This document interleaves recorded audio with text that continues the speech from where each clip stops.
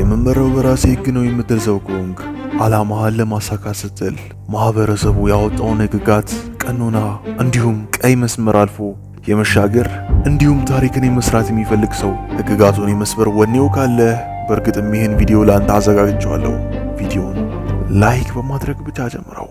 ስሙ ጋየስ ጁሊየስ ካይዛር ይባላል።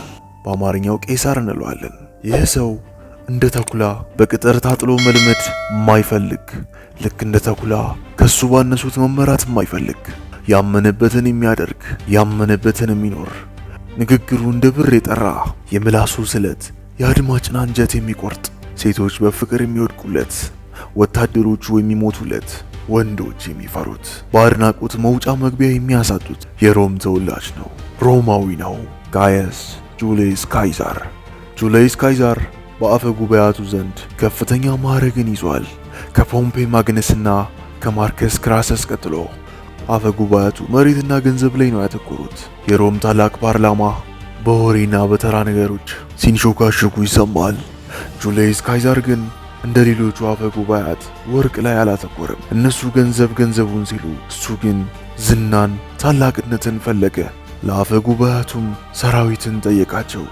ወታደሮችን ሰጡት። የሰጡትም ለሮም ዝናን እንዲያመጣ አስበው አልነበረም፣ እንዲሞትና እንዳይመለስባቸውም ነበር። እንዲህም አሉ፣ ለዚህ ለተራበው ተኩላ የነዛን ወሮበሎች አጥንት እንዲግጥ እንተወው፣ የጋውል ጫካም ይህን ተኩላ ውጠው ያስቀረው ብለው ሰራዊትን አስታጥቀው ላኩት። ጁሊየስ ካይዛር ሰራዊቱን ይዞ ወደ ጋውል ዘመተ።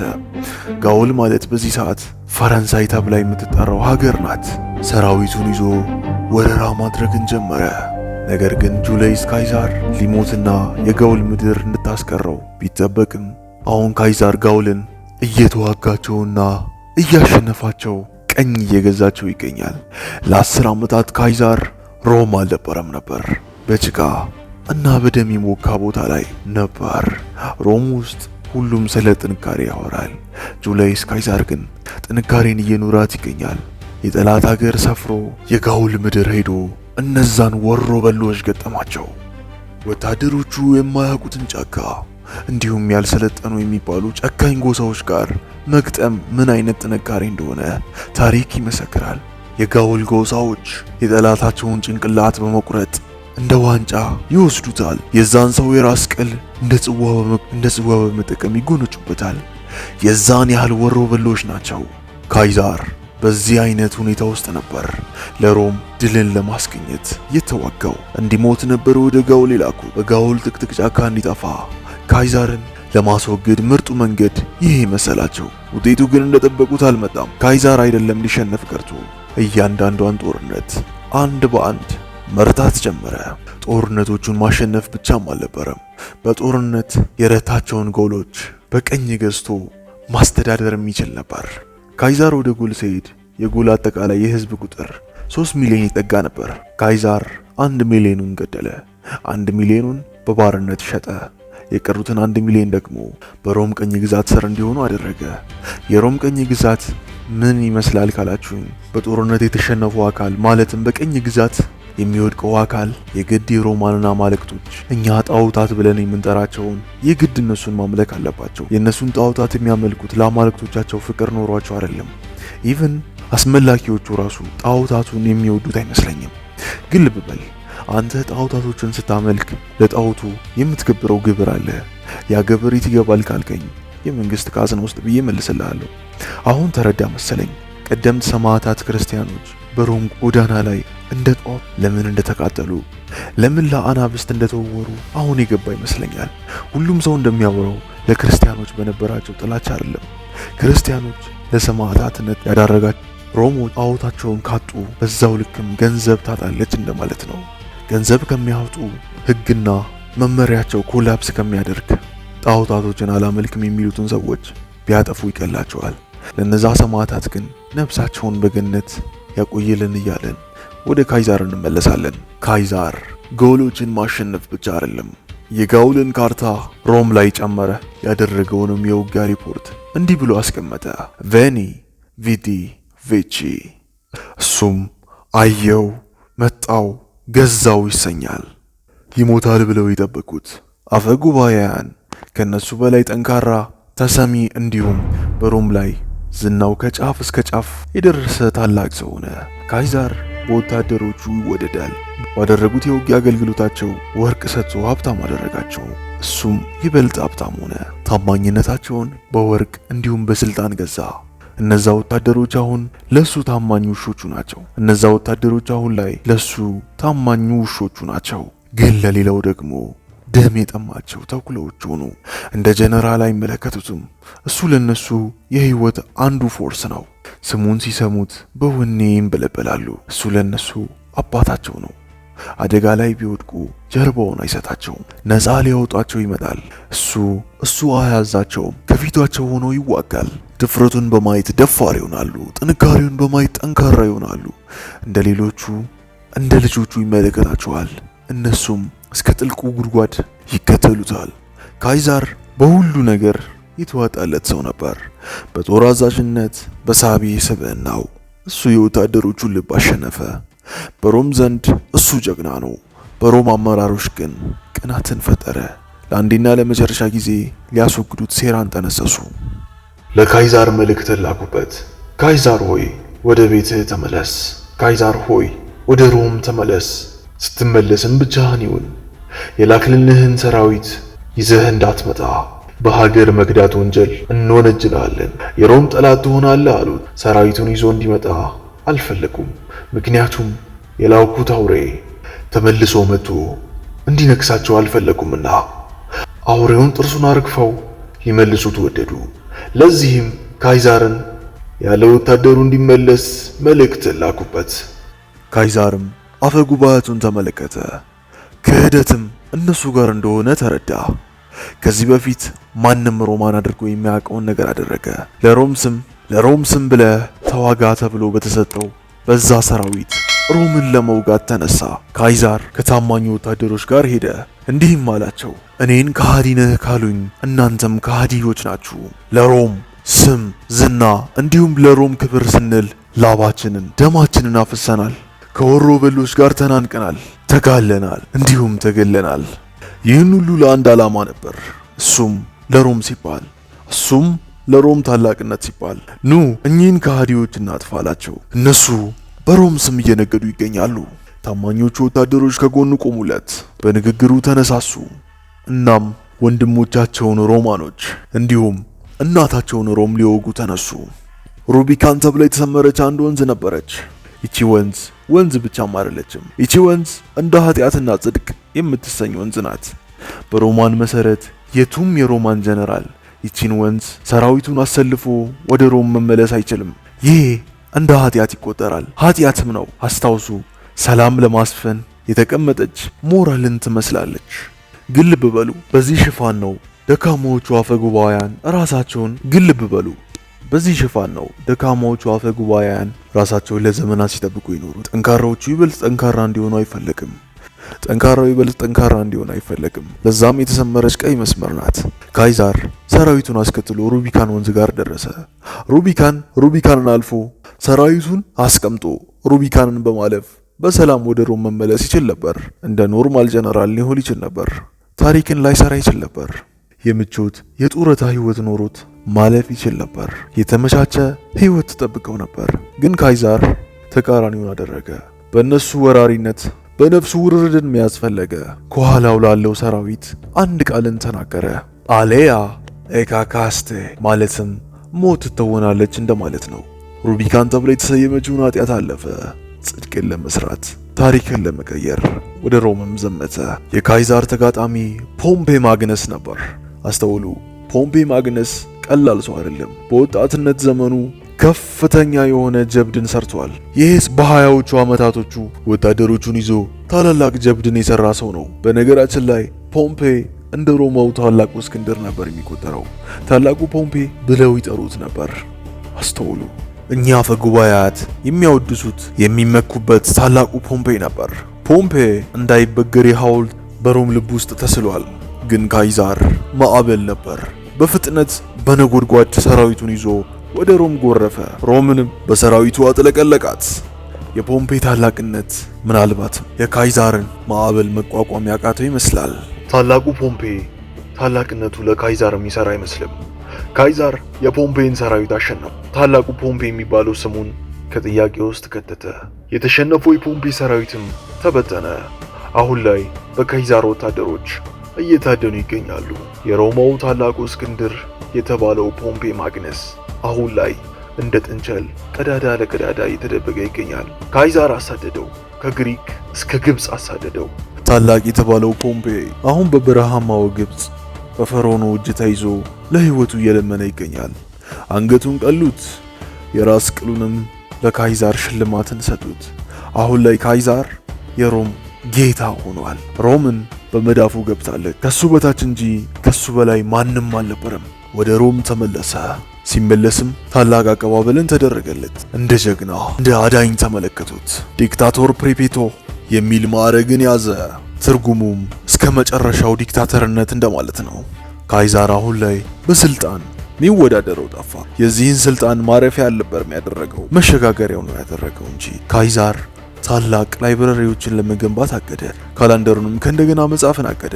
ወደቦችን ማስከፈት አቀደ። በእርግጥም ይሄ ቅዱ ሮም ውስጥ ከሮሙለስ በኋላ እንደዚህ አይነት ታላቅ ሰው አይታ አታውቅም ነበር። እጅግ ታላቅ ያደርገው ነበር። ይሄ ቅድ የመጨረሻ ታላቅ ሰው ያደርገው ነበር። በእርግጥም ካይዛር ታላቅ ሰው ነበር። አፈ ጉባኤያቱ ይህንን ተመለከቱ። ወሬ ነዙበት፣ ወሬ እንደወለቱበት። በጦር አይችሉትም፣ በንግግር አይረቱትም፣ ከፊቱ መቆም አይቻላቸውም። ስለዚህ ማንኛውም ፈሪ እንደሚያደርገው ወሬ እንደወለቱበት ካይዛር ሬክስ የሚለውን ማዕረግ ለመያዝ እየተንቀሳቀሰ ነው አሉበት። ሬክስ ማለት ንጉስ ማለት ነው። ታዲያ ንጉስ መሆን ምን ችግር አለው ትሉኝ ይሆናል። እሱን ልመልስላችሁ። በሮም ሬክስ መሆን ማለት ጀብድ አይደለም፣ ይልቅ ትልቅ አደጋ ነው። ከአጉስቶስ ቄሳር በፊት የነበረው የመጨረሻው ሬክስ ሉሲየስ ታርኪን ነበር። ይህ ንጉስ ከስልጣኑ አፈናቅለውታል። ለምን? ጥሩ ወይም መጥፎ ንጉስ ስለሆነ አይደለም፣ የጣሉት የፈነቀሉት ንጉስ ስለሆነ ብቻ ነው። ልብ በል፣ በንጉስ መመራት አይፈልጉም። ምክንያቱም ማንም እንዲበልጣቸው ስለማይፈልጉ። እነሱም ንጉስ መሆንን አይፈልጉም። ሬክስ ለመሆን የሚሞክሩትን መጨረሻቸው በታናናሾቹ አፈጉባኤቶች መገደል ይሆናል። ለዚህም ምሳሌ ሮማኖችን ከጋውሎች ወረራ ያዳናትን ታላቅ ጀነራል ማርከስ ማኒለስ፣ እሱ ለዚህ ምሳሌ ይሆናል። ጀግና ነው። ሮምን አዳናት፣ ሮምን ጠበቃት። እውነተኛ ጠንካራ ነው፣ እውነተኛ ኃያል። የጀነራል ስልጣኑን ወደ ንጉስነት በመቀየር የሮማን ታሪክ ሊቀይር እንቅስቃሴ ጀመረ። ሮምን ወደ ከፍታ ሊያወጣ ሞከረ። ነገር ግን አፈጉባኤያቱ ከገደል ላይ ፈጥፍጠው ገደሉት፣ እንደ መቀጣጫም አደረጉት። ንጉስ መሆን የሚፈልግ ካለ የዚህን ዕጣ ፋንታ ይቀራል። አስተውሉ። ሮም ውስጥ ጠንካራ መሆን ይጠበቅብሃል፣ ግን ከሁሉ መብለጥ ግን አትችልም። ከፍ ለማለት ከሞከርክ ይፈጠፍጡሃል። ሮም ከገደል ላይ ፈጥፍጣ ገደለች። ጥፋት ስላጠፋ አልነበረም፣ ታላቅ ለመሆን ስለሞከረ እንጂ። ካይዛር ሬክስ ለመሆን እየተንቀሳቀሰ ነው ብለው ዶለቱበት፣ አወሩበት፣ አሻጥርን ዘረጉለት። ካይዛር እውነትም ንጉስ ለመሆን ፍላጎት አልነበረውም ነበር። ድርጊቱ የንጉስ አስመሰለበት እንጂ እርምጃው ሁሉ እንደ ንጉስ መሰለ። በእርግጥም እንደ ንጉስ በሮም ተወዳጅነትን አገኘ። በጣም ይወዱታል፣ ያፈቅሩታል። የሁሉ ጀግና ነው። ንጉስ እንዲሆኑ የሚፈልጉ ነበር የሮም ነዋሪዎች። አፈ ጉባኤያቱ ግን በቅናት ተዋጡ፣ ቀኑበት፣ ሊያስወግዱትም ተነሱ። ከዛም መሃል ልጁ እንደ ልጁ የሚያየው፣ እንደ ልጁ ያሳደገው፣ እንደ ልጁ የመከረው ያሳደገው፣ ከፖምፔይ ጋር አብሮ የከዳው፣ ኋላ ላይ ካይዛር ይቅር ብሎ ከጎኑ ያስቀመጠው ብሩተስ አብሯቸው ነበር። አፈ ጉባኤያቱ በቀሚሳቸው ስለትን ደበቁ። ካይዛርም ወደ ፓርላማውን ጠሩ። ካይዛር ሳይታጠቅ ሳይፈራ አንገቱን ቀና እንዳደረገ ወደ አፈ ጉባኤያቱ ገባ። ከበር ግን አንድ ሴት ያሰችው። እንዲህም አለችው፣ ወደዛ እንዳትገባ ይገሉሃል አለችው። እሱም በኩራት መለሰ፣ ፈሪዎች ከመሞታቸው በፊት 1000 ጊዜ ይሞታሉ፣ ለጀግና ግን ሞት አንድ ጊዜ ነው አላት። አፈ ጉባኤያቱን ሳይታጠቅ በግርማ ሞገስ አገኛቸው። የሮም አባት፣ የሮም አስተዳዳሪዎች፣ የሮም ልብ የሚባሉት አፈ ጉባኤያን የሮም ራስ የሆነውን ካይዛር 23 ጊዜ በስለት ወጉት። ካይዛር አልሮጠም፣ አልፈራም፣ አላለቀሰም። 23 ጊዜ ወጉት። እሱም በዛ ሰዓት አንድ ነገር ነው የተናገረው። የመጨረሻ ንግግሩም ነበር። የመጨረሻ ቃላቱ ይቺ ነበር። እሱም ለብሩተስ ነበር። እንዲህም አለው፣ ልጄ አንተም አለው። ከዛም ሕይወቱ አለፈች። ኃያላኑን ጣሉት፣ ኃያሉን ገደሉት። ግን የሱ ሞት ለሮም መወለድ ነበር። የሮምን ታሪክ እስከ መጨረሻው ቀየረ።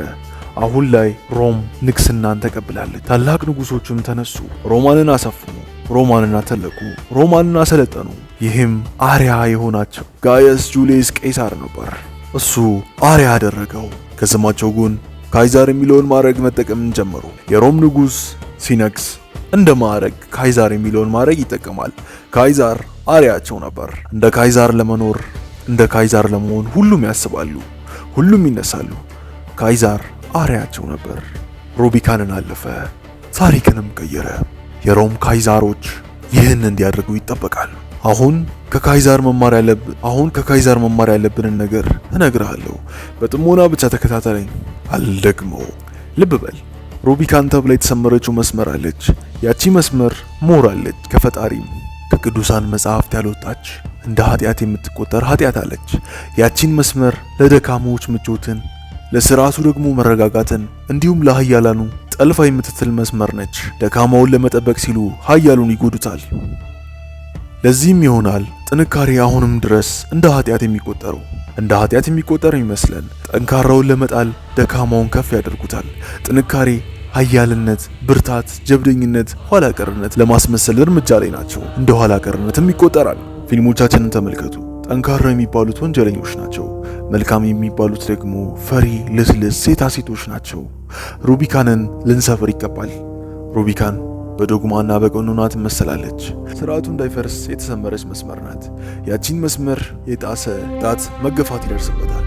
ያቺን መስመር በመጽሐፍቶቻችን፣ በእሴቶቻችን፣ በባህሎቻችን፣ በዩኒቨርሲቲዎቻችን እንዲሁም በማህበረሰቦቻችን ትመለከቱታላችሁ። የፈጠራ ነገር አይኖርም፣ ምክንያቱም ማንም ከዚች መስመር ማለፍ አይለበትም።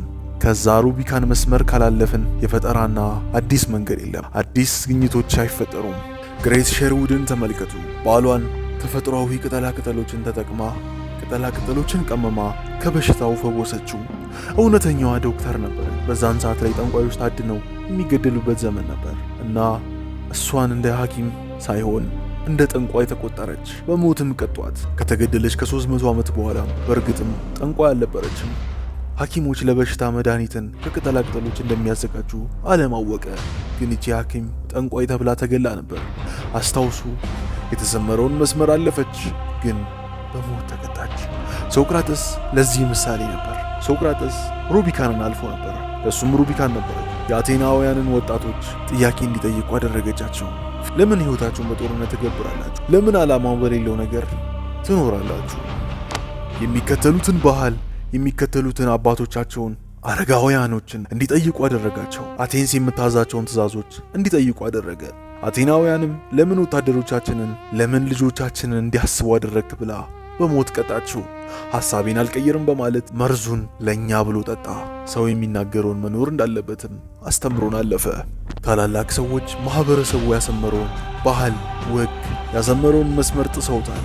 ታሪክን ሰርተዋል። ልብ በል፣ ለዚህ ምሳሌ ከኢየሱስ ክርስቶስ በላይ ታላቅ ምሳሌ የሚሆን የለም። ሃይማኖት ትቀጣለች፣ እሱ ይመራል። ህዝቡ በጭፍን ይመራል፣ እሱ በድፍረት ይጠይቃል። አመንዛሪዋን በሕጋቸው መሰረት ሊወግሯት ተነሱ። እሱ ግን ከእናንተ መሃል ኃጢአት ያልሰራ ይውገራት አለ።